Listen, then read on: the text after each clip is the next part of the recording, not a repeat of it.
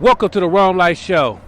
This week, we out and about in the streets of Oakland, California, talking to the people who don't have a voice. So it's our job to give them a voice. There's enough shows out here for entertainers and celebrities and everybody else to give a voice. So, we came out to the streets, give back to the people. Me and my co-host, Lamar, how you doing? Our special guest, what's your name? CJ. CJ? Right. Nice to meet you, CJ. How long you been out here, CJ? I've been out here for a while, about 15 years. About 15 years? Yeah. Out here on the streets, or? Yeah, well, I've been in off and on, inside, outside, but sometimes like you stay with some people, then you get that feeling like you get them vibes like it's time to go. Right. They might not tell you, but it's time to go. Right. And I don't wait for them to tell me. I just go. You just go, huh? Yeah. I know that's right. Where you from originally? I'm really from Barbados, the islands, Oh. like the Caribbean, like Jamaica, Cuba, Haiti, all Right, those islands yeah. off the coast of Florida. Yep. Wow. So what brought you way to California? Well, see, my dad, back in those islands, you heard about Haiti, right? How poor. Mm-hmm. I mean, these are dirt poor people. So, like, my dad, he came, work on, like, American companies, they contract people from the islands and places like that to come and work, say in Miami to either pick fruit or whatever it is, So, after a while, my dad, he going back and forth. Then I guess he got some kind of hookup where he got to get on his own and come and work and save money, then send for my oldest brother. Then they work together and make enough money to send for the whole family. So basically, I came here when I was 14. My mama and my other three brothers, we came from Barbados on December 2nd, 1967. 1967. Right, JFK Airport in New York. That's the first time I ever experienced cold weather. Because on the islands, it's tropical weather, 75 to 85 degrees all year round. I didn't know what a sweater was till I came to the United States. It don't get chilly. The only way you feel cold is if you go in the ice box, refrigerator. Right. That's the only cold you'll feel, So, but basically, I came here when I was 14 years old. Been to school in Connecticut, Mm-hmm. But when I came here, this place was a culture shock. I mean, so no respect for women. I see that. I say, Back in 1960 something? 60 something. Back in the island, our culture, we put women on a pedestal. You don't talk about my sister. You don't talk about my mom. You can talk about my brother, my dad, any kind of. You don't talk about my sister. You will seriously get hurt.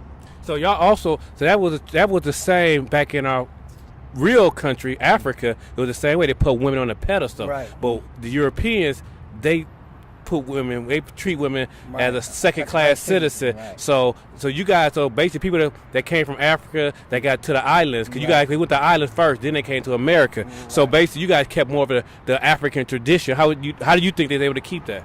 I don't know. I think it's because the island is basically like my island, Barbados, is 8 by 10. 8 miles.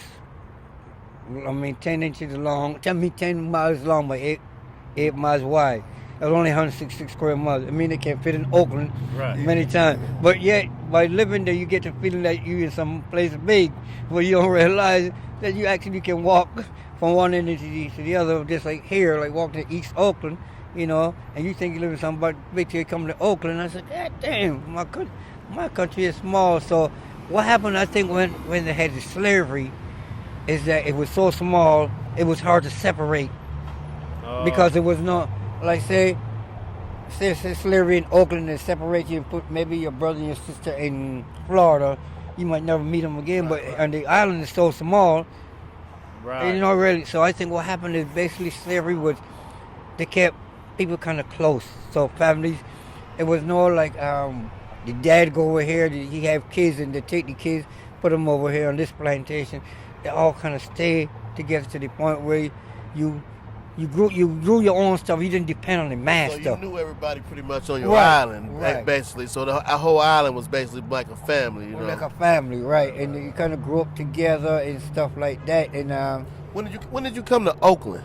Well, what happened was I joined the military. Right. See, when I was in Connecticut, At the Oakland BART train. New York is the only one in Chicago. We got BART train, subway, whatever we want to call it too. Right. What happened was I joined the Army because that? in 1970. Okay. But the reason why I joined the Army because like all my brothers, we stayed together and stuff like that. But my parents pretty old fashioned, right? They want to pick your girlfriend for you. Okay. And if the like my girlfriend, mama, they don't like the mama, it's like you don't need her. That kind of old fashioned shit. So what happened was my oldest brother said to me, you know what? You should join the Army. Right. And get away. That's get away. But I was only 17, and you had to be 18 in order to go on your own. 17, your parents had to sign. So basically, I ran away from home, joined the Army. So I was 17 when I went down there to paperwork and took it back home for my mama and dad to sign. She signed, but he refused. So when I went back, the recruiter said, both of them got to sign. So what I did, I just forged the signature. I forged the signature and got in. And basically, I was the youngest of the family, the black sheep of the family. Had the Burger King syndrome. I had to have it my way, So the Burger King syndrome. So basically, I like I say, they call me the prodigal son. My brother, we was close, but me, you don't believe, I never talked to my dad. You never talked to him? Since you left? No, never, and I mean, basically never had a conversation with my dad. Even as a kid? In my life, as a kid. But you lived with him but we lived with him 17 years. Yeah, my brothers and they've talked to me. They used to come and say to me, CJ, Dad said that you don't even never talk to him. I don't know why. And I never had no problem. Right. I didn't like him. He ain't never touched me as far as hit me or anything like that. It was just it was something about me that it was strange. When you left and you came out here, have you been back since? No, ever? No, because basically all my family came here. So okay, so I hear. And so cousins and stuff. Yeah. What about after you went to the service and you finished with the service? Did you ever talk to your pops after that? Well, I came home. I told you I've never. Never. Yeah. The only way I talk is like say, we fixing something on the house, and he might get it ladder and say, you want to move this over here? But a basic conversation like how you doing or thing, I never. My other brothers did, but I was just different, So what year did you get out of the service? In 98, I stayed in 14 years. Got on in 84. In 84. But let me tell you that I didn't want to get out. 20 years and you retire. God saying I'm trying to offend on you guys, but the only problem I had since I came to this United States with my own color, black folks. I never had no problem with white people. I work for white people that have been prejudice, racist, and everything, but I found out something about them. You do your job, they leave you alone. But I see that blacks here they'll go out of their way to screw you, but make very little effort to help you. I've noticed that the difference between the black culture back on the islands and here is because, like, say you live next door to me and you sick, my mom will go in your house and make sure your kids get up, feed them breakfast, and make sure they get dressed, and so they go to school. Right. Yeah. Do you think it's still like that in Ireland? Oh, I think so. I think that's something that's built in. It's just our culture, because, like I say, slavery, I think we just grew up together. We never separate the family. That's the difference, But, and like, you ain't gonna believe this either. When I came out, I have never had a black friend. I mean, see, people don't understand friendship. A friend indeed is a friend in need is a friend indeed. If you my friend, regardless if you do drugs or whatever, and you need help with something, I'll put whatever I'm doing aside and jump up and go help you. But people here, it's like you're only a friend when you got something. Right. But once it's gone, it's like, bye, next. Wow. Okay. Well, we got to take a quick break because you see this man, a lot of information that a lot of people probably drive by and think this man, he's full of knowledge, full of information. We'll be right back in 30-30, man.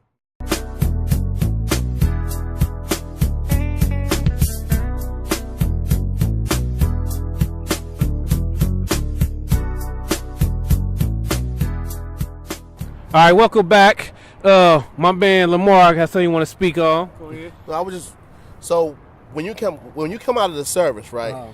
That's what I want to do. What I want to find out is, what did you do when you first came out of the service? Okay, when I got out the service. You were employed? Employed, working? No, well, when you get out the service, I got out here at Oakland Army Base. That's a point of exit I was coming from Korea, overseas, right? And that's a exit. No, in the military, certain countries that you come from, there's certain places that you go to are exit for processing. Oakland is for like Korea, Japan, you know, the Pacific area, you know, then you got Germany's on the East Coast, New York. But anyway, I got out right here and stay here for 2 days to be out processed. But at the same time, I was fighting to get back because you want to stay in. I want to stay in the military. Right. But like I say, the only people I have problem with, and this guy, he was my company commander. He had the thing of just a signature for me to stay. I know I got a little bit of trouble while I was in there, not something major, so that needed a waiver. What kind of trouble?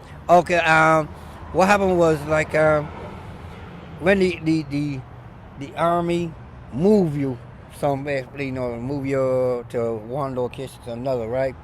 It's something which everybody try to do is to put down how much the cost, right? You might just put down a little bit more than supposed to, and I got caught. Okay. Right. Okay. So it's like a little fraud kind of thing. Right, okay. But anyway, I was in the position when it's time to re-enlist. They look at all your record, your background, and see if you're worse than it.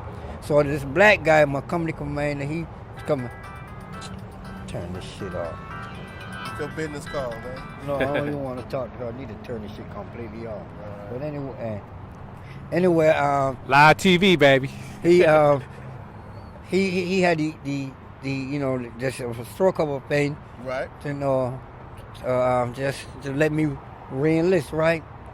Everybody that I work for, you know, my bosses still went to him and talked to him. This man got 14 years invested in the military. Is you gonna just, man, throw his life away? Only 6 more years. But he was one of them blacks that was like athletic. He liked sports and stuff like that. And anybody that didn't involve in sports, he seemed like he didn't care too much about, you know. But everybody that do sport, basketball, he was just a sports enthusiast, tall, slim, you know, like a basketball player.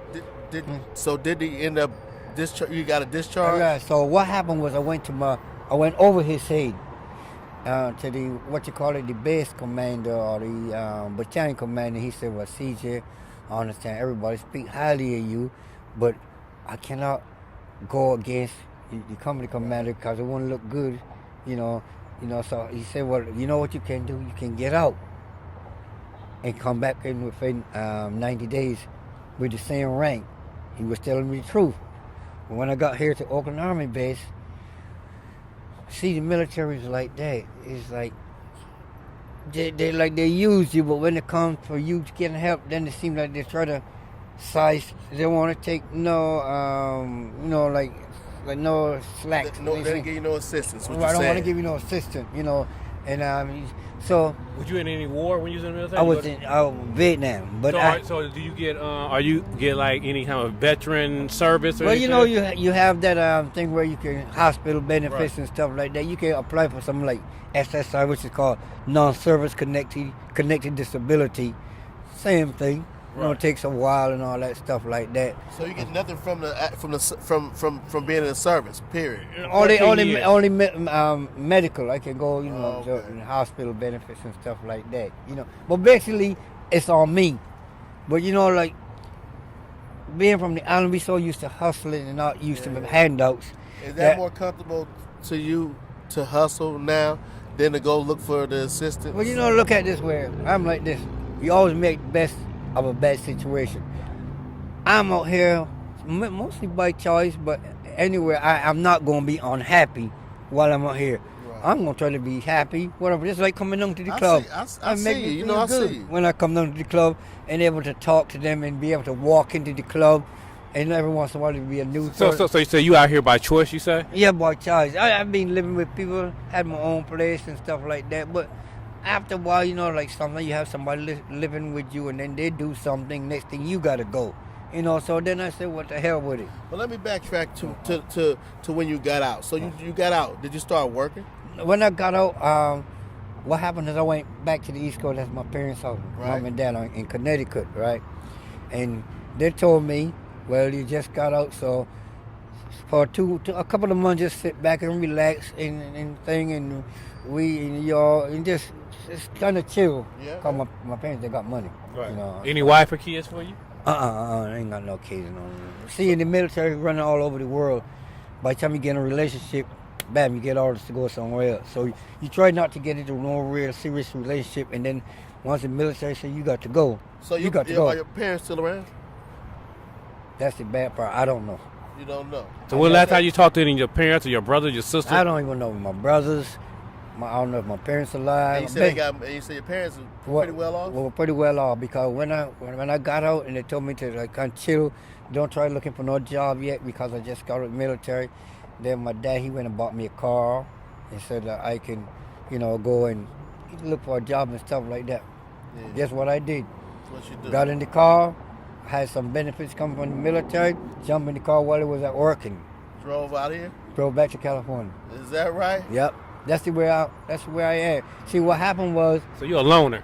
I'm a loner. So when you came out here, did you look for employment when you came out here? Oh, or were you just hustling? I got a job within after I came back from Connecticut. My brother, they told me, you know, you just came from California, and you got a brother in that's stationed in California. Navy was at Vallejo. I didn't know that when I got out. Right. So he sent me a ticket to come back. Your brother? Yeah, my brother in the Navy, you know, high ranking. Right. So I came back, stayed with him in Vallejo, but his wife, she was Filipino, and they got this tendency to think that because they're married to a high ranking person that they're better than the other Filipinos and stuff like that. So I had to get out of there too.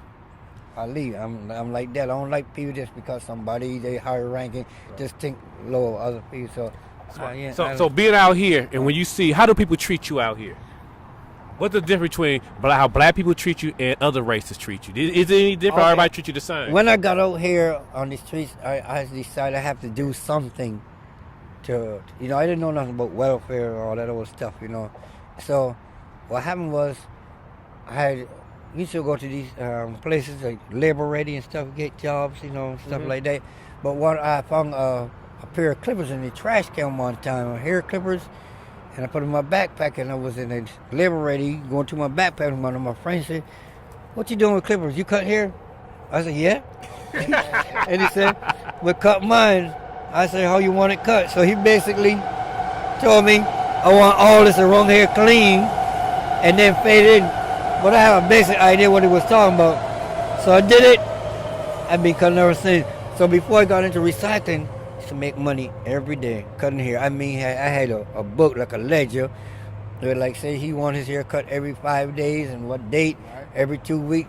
People did kids. I had this whole acorn down West Oakland. I had it all cleaned up. It was all, I mean, every day. The only day I didn't cut hair, I had to stay at home and don't go out. If I walk the street, people pull up in the car, get in. You gonna cut my kids' hair.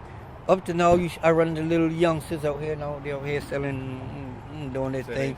And then they say, "Hey, CJ," and I'll be looking at him. "Who are you? You don't remember you used to cut my hair when I was a little kid and used to cut my daddy's hair?" You know what made me stop cutting hair? What? I was only charging $5 for a haircut. I do designs. I draws. Oh, no, do all our designs and people here. Same thing, $5. I used to come to your house and cut to you. You never had to come look for me. They call me the traveling barber. Catch the bus, the bar, whatever.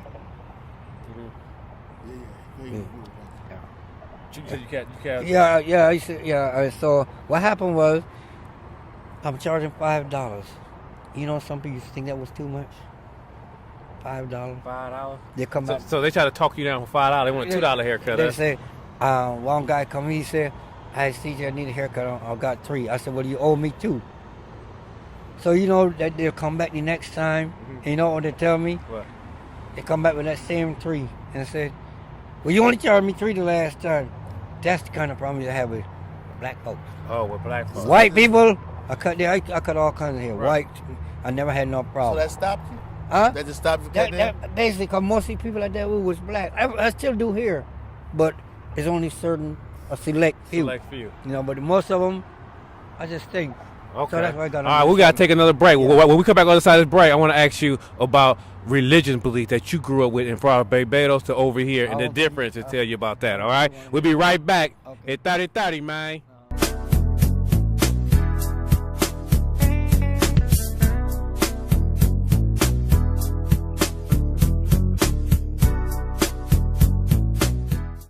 All right, welcome back. Like I was saying before the break, I wanted to know, growing up in Barbados, I know it's probably different than growing up here in the United States, and because you said it was such a small that you was able to, they couldn't separate you guys, so they couldn't feed you guys with a bunch of BS. Right. What was the religion belief over there in Barbados growing that you grew up with? Well, basically over there, the religion is like, it's called Episcopal, and you got like these little Baptists, but Episcopal, over here they call it, we call it Anglican over there. Over here they call it Episcopal, but it's the same communion and wine and you know all that stuff. Because I was an altar boy. So in it's more like, church. so I guess it's more like Catholic. Yeah, Right? something like that. Yeah. Right. But as far as like religion is concerned, you know, when United States opens up a lot of people's eyes through TV. See, people look at TV for entertainment. I look at it for entertainment, but also knowledge. This TV out here, there's a bunch of knowledge on this TV. You learn a lot of stuff from TV, you know. And basically, I became an atheist. You know what an atheist is, right? What made you become an atheist? Because I'm like this. It's like with me, it's like a courtroom. If you don't have all the evidence, how you expect to win your case, stuff like that. You see, we grew up to the point where mama tell us this and mama tell us that. That's why we're so different in my family, because everything that my mom said, you know, people always come and say, my dad told me this and my mama told me that, and you grow up, mama's right, daddy's right, because that's my parents. I was different. I questioned everything. I used to get smacked in my mouth a lot because of questions too. Like me. Yeah, my mama invite her friends to the house. They sit there and they drink coffee. Back down there, drinking wasn't, nobody really drank. We had one drunk in the whole town. You know, nobody was into drinking. But anyway, she invite her friends. I was about 8, 9 years old, and they drink coffee and talk, you know, women gossip. But after they leave, my mom would say, well, I don't like her, and I don't like, and that puzzled me. I said, Mom. Spend all that time together with I her? said, why you, if you don't like her, you invite her to the house? Pow! Smack it up. You're getting too mad. That's the shit that bugs me. So like the Bible, I'll make it brief and then leave it alone. It said God created heaven and earth and all this old thing, and then Adam and Eve, they had 2 sons, Cain and Abel. Cain killed Abel. The question I ask is, if Cain killed Abel, how did all these other races come on earth? Did they have any more kids? I said, that means if she had 2 sons, one killed the other, that means the son had to go with the mama in order to, and everybody said we originated from Adam and Eve. That's bull. That's what make me start non-believing. Bible, you know who introduced the Bible to us as black folks? The white man, when he came to Africa, saying he's trying to civilize us because we were uncivilized. He brought the Bible to distract us.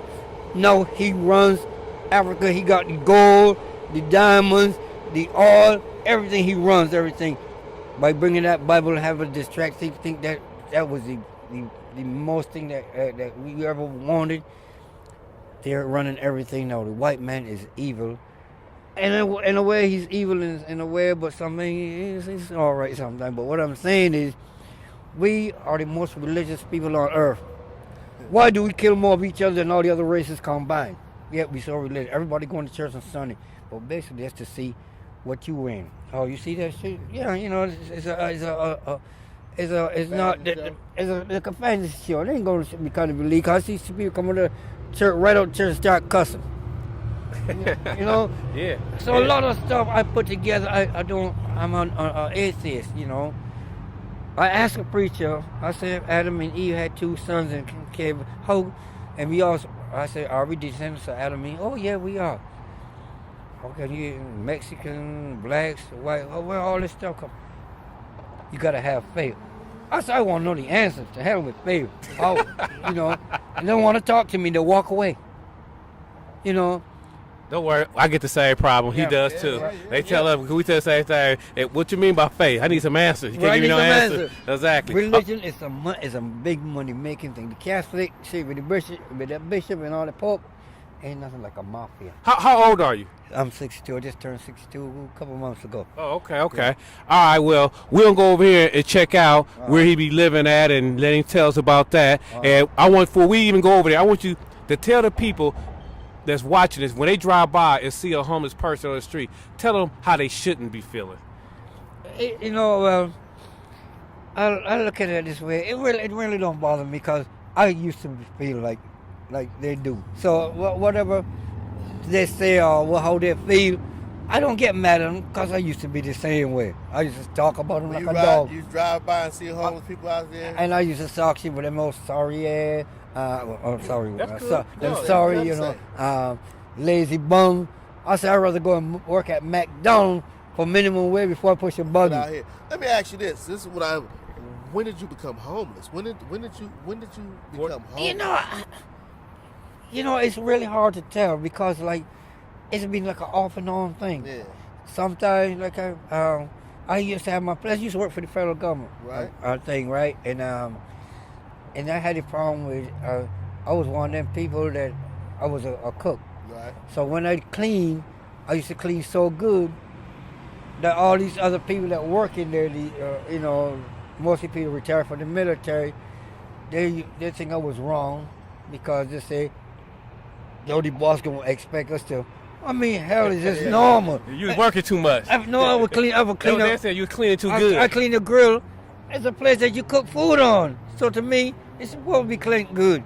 Oh, well, you clean this stuff so good that they're going to have us doing. You making the expectations too high for everybody else? But to me, that's what people say. I understand that. Yeah, but I don't think it was wrong. I just think it's a matter of cleanliness. So did you quit? Did you get fired? No, I kind of quit. I went back to the East Coast again. Back to the East Coast. Back to my parents' house, you know. And not only that, what happened was my girl, I didn't know she was messing with drugs. And she wasn't paying the rent when I leave. Like, I used to make good money. Yeah, you know, and basically that's how it got started. But then I met people and I lived with them for a while. But I spent so much time before I gotta go. I just don't believe in it.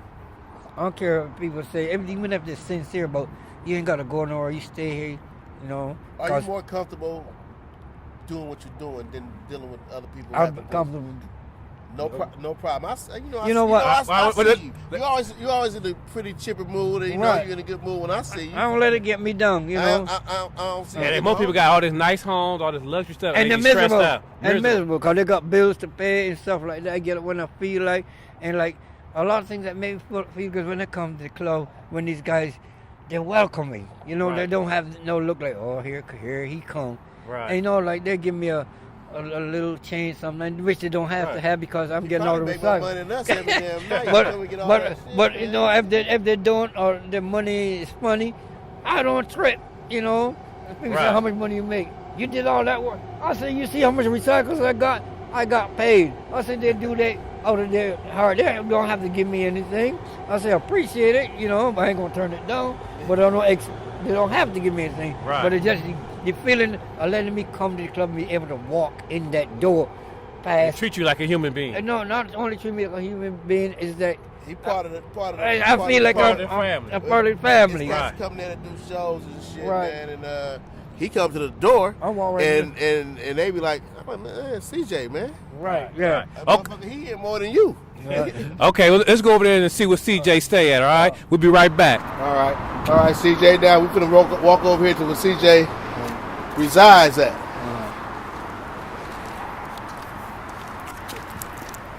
So, this is it? Yeah.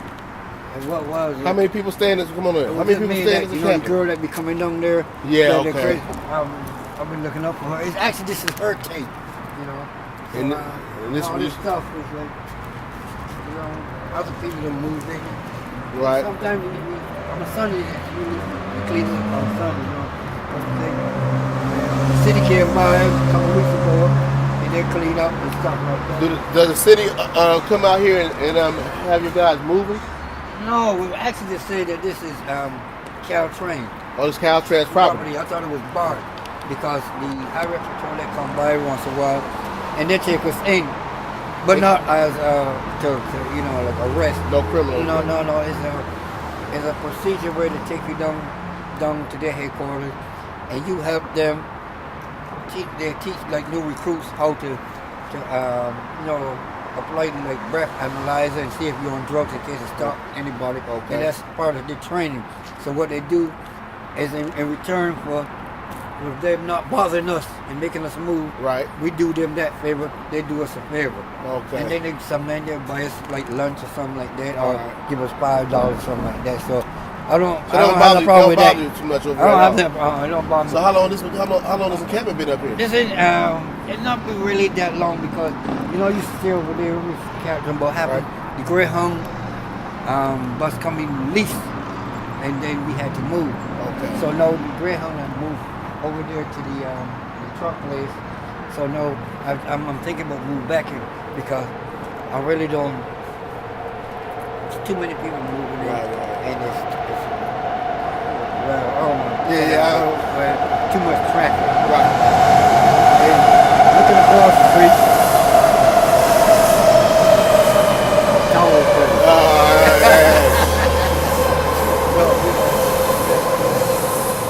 so that's another thing because some people still kind of try to sneak in there. One guy, he bold, he goes in the daytime. You know, So let me ask you, CJ.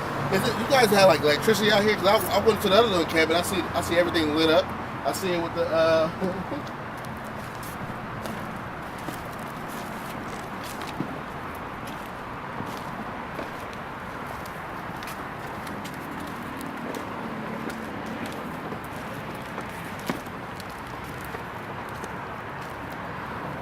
So that's it. yeah, but you don't have to be filthy if people look at it the wrong way.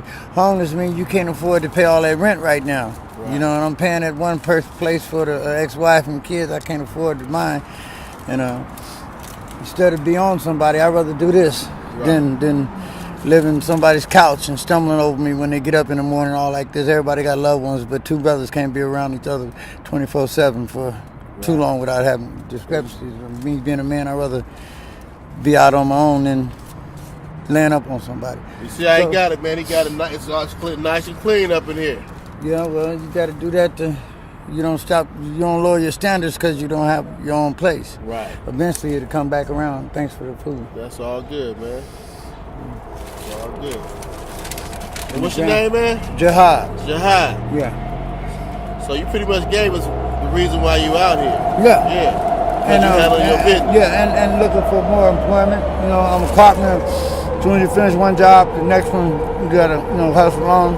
Right. And the guy I was riding with took sick, went down to Fowler, California, so Okay. I'm in the union. You just follow rough times. You don't quit though. You know, and they take a dim view when they say homeless. Homeless can happen to anybody. Right. You know, if they quit all the aid they got right now, what about all the low-income housing and stuff? You think them people can afford $1,700, $1,800 a month? Nope. It'd be a whole community of homeless people. Right. And that's pretty much it. That's pretty much it. As far as that, if you got a job, you know where to find me. That's right, man. I sure work. And you say you do carpentry, plumbing. Yep. All around labor, whatever. Whatever you got to do. You know. 58 years old, I'm pretty much did it all. Drive trucks and everything, but I messed my license up with that DUI, so that's the only reason I ain't driving right now. It's just that simple, man. Yeah. It can happen to anybody at any given time, man. So, young people, take care of your business. Save something, put it away. You never know. That's what's up, man. Once again, it's the Romelite Show, man. We about to close this segment out, man. So there you have it, man. When you ride by a homeless person, maybe you look at them a little bit different than you usually do, man. They got backgrounds. A lot of these people been doctors, lawyers. He's been a cook all his life. That's his profession, you know. Spent 14 years in the military. So, you know, sometimes people fall on bad times. Sometimes people get tired of society. So you never know.